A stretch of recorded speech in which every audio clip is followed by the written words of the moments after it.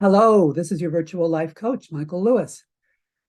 Sometimes it's really hard to be kind when every fiber of your being demands that you exercise hate or at least anger. I remember very well, not all that long ago, there was a person who was very, very dear to me and very close to me who was going through a very, very difficult year.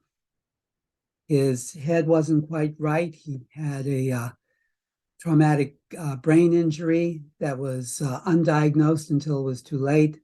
And he was in and out of jail and just not himself. And I took a lot of time helping him, taking him to various court appearances, basically putting my entire life on hold for him.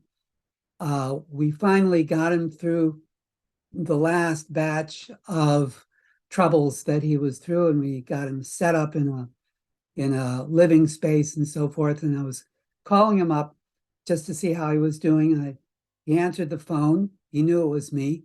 And he goes, "I'm busy. What do you want?" And just felt my entire gorge rise. And I wanted to say, "How dare you?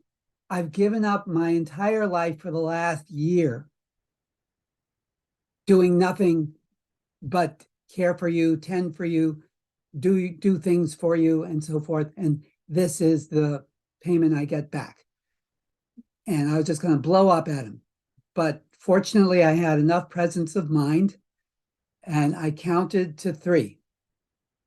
1, 2, 3. That was all I needed. I said, "What do I want?" Okay, what I want is I want people to be happy and to get along. And I want you to be happy and get what you want in life. Those are some of the things that I want. But right now, I'm just checking to see if you're settled. And he calmed down and he said, "Well, I'm fine. Talk to you later." And every day of my life since then, I'm very grateful that I took those 3 seconds before saying anything, because those were the last words he would ever hear from me. He died the next day. I definitely would have regretted saying what I was feeling like saying. So instead, he heard kindness and love, and hopefully that carried him through to wherever he is now. There was a Holocaust survivor who was being interviewed by a rather unkind journalist some years ago. And this journalist asked her, "What is your worst, most bitter memories of Auschwitz? What is the worst thing that you remember?" And she surprised him, because it wasn't the agonies that she was going through. It wasn't the torture that she saw other people going through. It wasn't the smell of death or any of those things.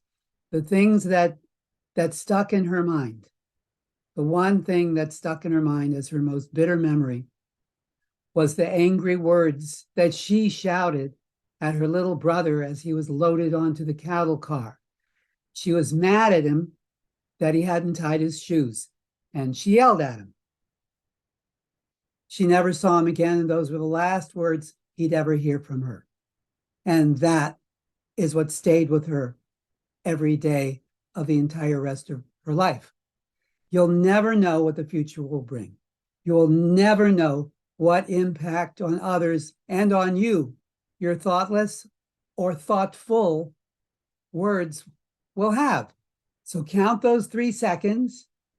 1, 2, 3. Just gather yourself, take a breath, and be the kind and healing person I know you are. And that's all I have to say for now.